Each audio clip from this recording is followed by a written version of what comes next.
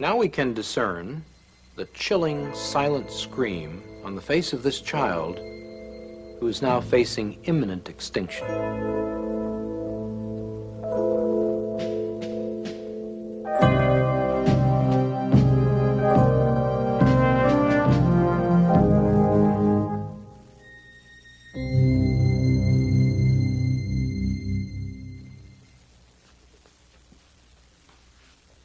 My name is Bernard N. Nathanson. I'm a physician, practicing obstetrician and gynecologist. And I think I've had a passing experience in matters of abortion. Now, when I was a medical student in 1949, we had no such science as fetology. We were taught that the unborn child, the fetus, was something in the uterus, but it was really an article of faith as to whether or not it was a human being and whether or not that human being had any unique personal qualities. But the whole story has changed since the 1970s. It was at that time that the science of fetology exploded in the medical community. It exploded by means of the introduction of great new technologies such as ultrasound imaging, electronic fetal heart monitoring, fetology, hysteroscopy, radioimmunochemistry, and a host of other dazzling technologies which today constitute, in fact, the corpus of the science of fetology. Real-time ultrasound, that is, imaging of the child in motion, has been available as a clinical tool since 1976. The room for the ultrasound examination consists of a conventional examining table, as well as the ultrasound imaging device itself, a bulky appearing machine here. Now the pregnant woman is positioned on the table for the examination. The abdomen is suitably draped. The head of the instrument is now placed over the uterus. This device, in turn, consists basically of a crystal which sends out pulsing high-frequency sound waves and a transducer which collects the echoes of these waves. The echoes are then collated by a computer, which in turn assembles them into a recognizable image of the living unborn child. And the child can be imaged by either a linear scan, which is useful for later pregnancies, or a sector scan, which is more accurate for delineating the child in an early pregnancy, such as this one. The image, reconstructed from the echo pattern, is capable of truly amazing resolution. And so discerning is this instrument that the tiny valves of the heart can be studied as they snap open and shut during the contractions of the heart. Mothers and fathers, for the first time, have been afforded a view of their unborn child by this spectacular technology. And those technologies, those apparatuses and machines which we now use every day, have convinced us that beyond question, the unborn child is simply another human being, another member of the human community, indistinguishable in every way from any of us. Now, for the first time, we have the technology to see abortion from the victim's vantage point. Ultrasound imaging has allowed us to see this. And so for the first time, we are going to watch a child being torn apart, dismembered, disarticulated, crushed, and destroyed by the unfeeling steel instruments of the abortionist. What we are looking at here is a depiction of the development of this child in its prenatal stage of life, from virtually the very beginnings to the end of that stage. We have here the child at 4 weeks, at 8 weeks, at 12 weeks, at 16 weeks, at 18 weeks, at 20 weeks, and at 28 weeks. As you can see, there is no revolutionary or dramatic change in the form or in the substance of this person throughout this developmental stage. Now, this little person at 12 weeks is a fully formed, absolutely identifiable human being. He has had brain waves for at least 6 weeks. His heart has been functioning for perhaps 8 weeks. And all the rest of his human functions are indistinguishable from any of ours. Now, this book is Williams Obstetrics, the 16th edition, written in 1980. It is a standard textbook used throughout every medical school in the United States. Preface of this book, published in 1980, cautions us as follows. Happily, we have entered an era in which the fetus can be rightfully considered and treated as our second patient. Who would have dreamed, even a few years ago, that we could serve the fetus as physician? Traditional medical ethics and precepts command us that we must not destroy our patients, that we are pledged to preserve their lives. Now let's see what abortion does to this, our second patient. We have then the 12-week unborn child in the uterus being this muscle surrounding the child.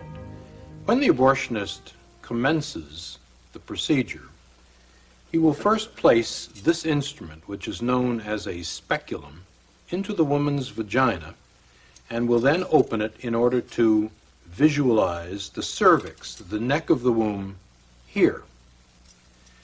Having visualized the cervix, the abortionist then takes this instrument, which is known as a tenaculum, and fastens it securely through the speculum onto the cervix in this manner, clamping shut the tenaculum and getting a firm grasp on the cervix. The next instrument which is brought into play is called the sound. This instrument is then introduced into the uterus, and it is then removed, the abortionist having ascertained exactly how deep and in fact how large the uterus is. And then this set of dilators, these metallic curved instruments, are used to effect the opening of the cervix in order to introduce finally the abortion instruments themselves. The abortionist first introduces the most slender of these instruments into the cervix to dilate the cervix, turns the instrument around to a slightly larger end, introduces that end, and then works his way through the various graduated, increasingly larger ends of this dilating instrument. He will then take the instrument known as the suction apparatus, which is opened. It is in a sterile container prior to the actual use of the instrument. And then this will be inserted through the dilated cervix up into the uterus and will then puncture the sac surrounding the child, allowing the amniotic fluid to escape. The instrument then will come into direct contact with the child, and with a pressure of approximately 55 or so millimeters of mercury applied to the end of this instrument as it is attached to a long, thick suction tubing at this end and to the abortion instrumentation, that is the machine at the other end, the suction tip will begin to tear the child apart. The pieces of the body are torn away, one by one, until finally all that remains are shards of the body and the head itself. The head will be too large to come through this instrument itself. This will necessitate the introduction of this instrument, called a polyp forceps, into the uterus through the already dilated cervix, and the abortionist will then attempt to grasp the free-floating head of the child in the uterus between the rings of this instrument.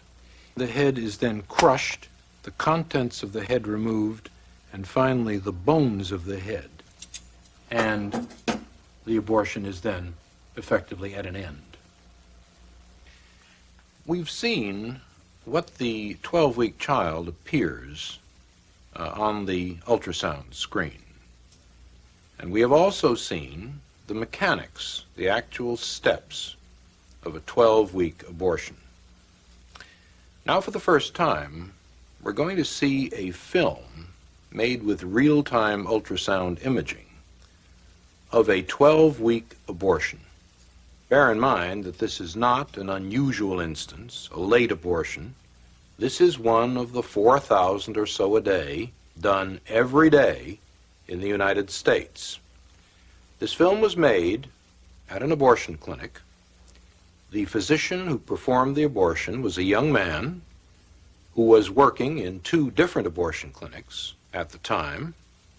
He had already done close to 10,000 abortions in his young life. When he was asked to attend the editing session to view the film, he was so appalled at what he had done that he left the room momentarily, came back to finish the editing, but never again did another abortion. The young woman who used the real-time ultrasound camera was a feminist and a strong pro-abortionist, but she too was so moved by what she saw at the editing session that she never again discussed the subject of abortion. Now, let's turn to the actual film itself. We are now looking at a sector scan of a real-time ultrasound imaging of a 12-week unborn child.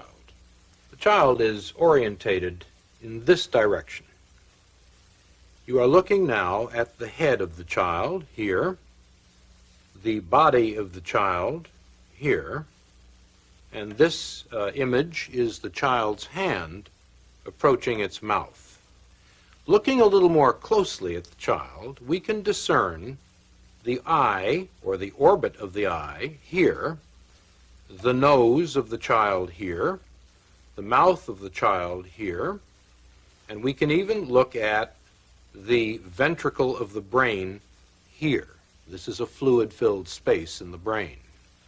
We see the body of the child here with the ribs in silhouette and the spine of the child at the back.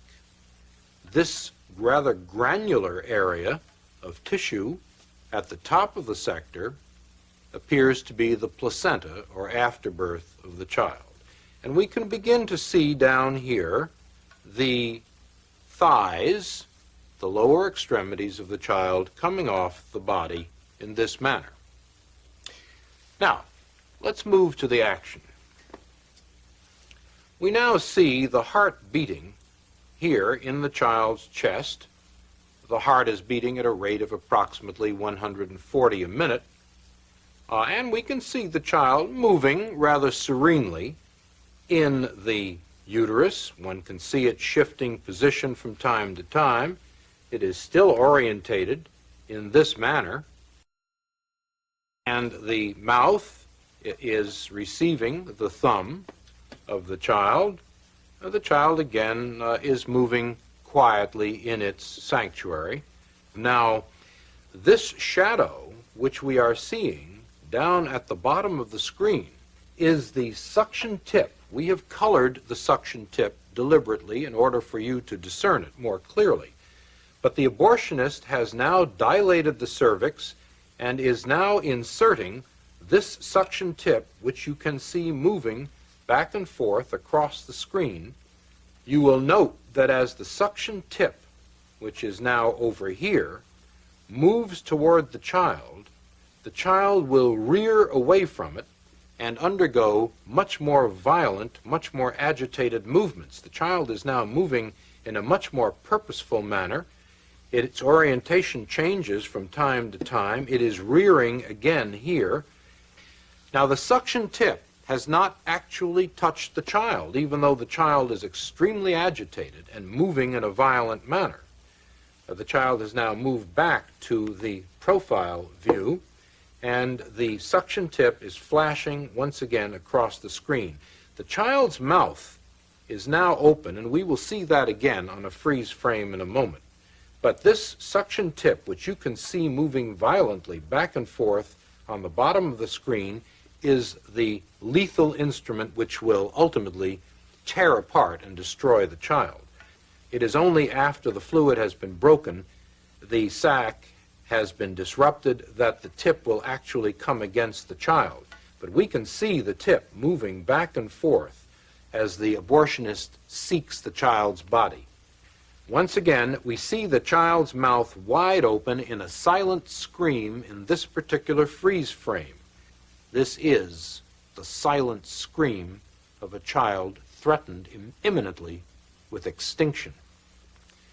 Now the heart rate has speeded up dramatically, and the child's movements are violent at this point. It does sense aggression in its sanctuary. It is moving away. One can see it moving to the left side of the uterus in an attempt, a pathetic attempt, to escape the inexorable instruments which the abortionist is using to extinguish its life. Now the heart has again perceptibly speeded up. We can time this at approximately 200 beats per minute. And there is no question this child senses the most mortal danger imaginable. The membrane has now been punctured and the fluid has escaped. One no longer sees that large reservoir of fluid surrounding the child. But once the fluid has been drained off, the suction tip has now been firmly clamped to the child's body, and the child is being pulled in a downward direction by the abortionist's suction tip with the negative pressure applied to it, and the body is now being torn systematically from the head of the child being in this direction here. I am now outlining the child's head. The lower extremities have already been lost, and we see the suction tip flashing from time to time in the screen as a typhoon-like series of echoes, and the child is being tugged back and forth as the suction tip has now been applied to the body, and the abortionist is exerting his traction on the child in this manner. The child's head is still discernible here. The body is no longer discernible. It has now been torn from the head. What we see now is the head itself with what is called the midline echo of the head and the spicules or fragments of bone. Now this head, which I'm outlining here, on this 12-week child is simply too large to be pulled in one piece out of the uterus. The abortionist is going to have to employ this instrument, the polyp forceps, in an attempt to grab the head. The abortionist will attempt to crush the head with this instrument in this manner and remove the head piecemeal from the uterus. The abortionist and the anesthesiologist have a secret language between them which shields them from the grisly reality of what is going on. The abortionist and the anesthesiologist together refer to the head of this child, which is now being sought, as number one. And the anesthesiologist will inquire of the abortionist, "Is number one out yet? Are we finished?" we now see intermittently the shanks or blades of this instrument appearing in the image here. The head tends to float freely in the uterus. Here are the shanks or blades of the instrument coming across here. And the head is now being locked on by this polyp forceps, and the head is being pulled down toward the cervix. Now all we see remaining are simply the shards, the broken fragments, the pieces of tissue which document that there was once a living, defenseless, tiny human being here. In considering the impact of abortion on our society, let's look at some figures as to what has actually happened in the last 20 years. We have reliable figures indicating that in 1963, long before abortion became legalized by the infamous Roe v. Wade decision, there were approximately 100,000 illegal abortions done annually in the United States, and very few legal abortions. In 1973, the first year in which that Roe v. Wade decision prevailed in this country, there were 750,000 abortions done. And in 1983, the last year for which we have full and complete figures, there were 1.5 million abortions. Now let's look at abortion as an industry. Last year, there were 1.5 million abortions done in this country. And the average cost of an abortion is about $300 to $400 per operation. This has created an industry in this country of about $500 to $600 million a year, which would qualify to be on the Fortune 500 list of largest industries in the world. 90% of these monies are going into the pockets of physicians, and the remainder into the pockets of the entrepreneurs who run the clinics. Now, we've had some recent investigations on the question of these clinics.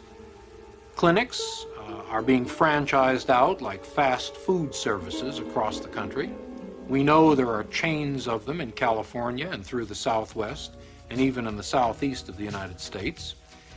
And there is some evidence now that increasingly these clinics are falling into the hands of the mob, of the crime syndicate here in the United States, and that this money, abortion money, is tainted not only by the blood of the innocent victims of abortion, but by the dark hand of the crime syndicate in the United States. When discussing abortion, we must also understand that the unborn child is not the only victim. Women themselves are victims just as the unborn children are. Women have not been told of the true nature of the unborn child. They have not been shown the true facts of what an abortion really is. Women in increasing numbers, hundreds, thousands, even tens of thousands, have had their wombs perforated, infected, destroyed. Women have been sterilized and castrated, all as a result of an operation of which they have had no true knowledge. This film, and other films which may follow like it, must be made a part of the informed consent for any woman before she submits herself to a procedure of this sort. I accuse the National Abortion Rights Action League, I accuse Planned Parenthood and all its co-conspirators in the abortion industry of a consistent conspiracy of silence, of keeping women in the dark with respect to the true nature of abortion. And I challenge all those purveyors of abortion to show this real-time videotape or one similar to it to all women before they consent to abortion. You know, I think I know a little bit about abortion. I was one of the founders of NARAL in 1969. It's now known as the National Abortion Rights Action League. And for a period of 2 years, I was the director of the largest abortion clinic in the Western world. Since those times, we have a science which is known as fetology, which has allowed us to study the human fetus. And all of those studies have concluded, without exception, that the unborn child is a human being, indistinguishable from any of us, and an integral part of our human community. Now, the destruction of a living human being is no solution to what is basically a social problem. And I believe a resort to such violence is an admission of scientific, and even worse, ethical impoverishment. Somehow I refuse to believe that Americans, who have put men on the moon, can't devise a better solution than the resort to violence. I think we should all, here and now, devote ourselves to an untiring effort to devise a better solution, a solution compounded equally of love and compassion and a decent regard for the overriding priority of human life. Let's all, for humanity's sake, here and now, stop the killing.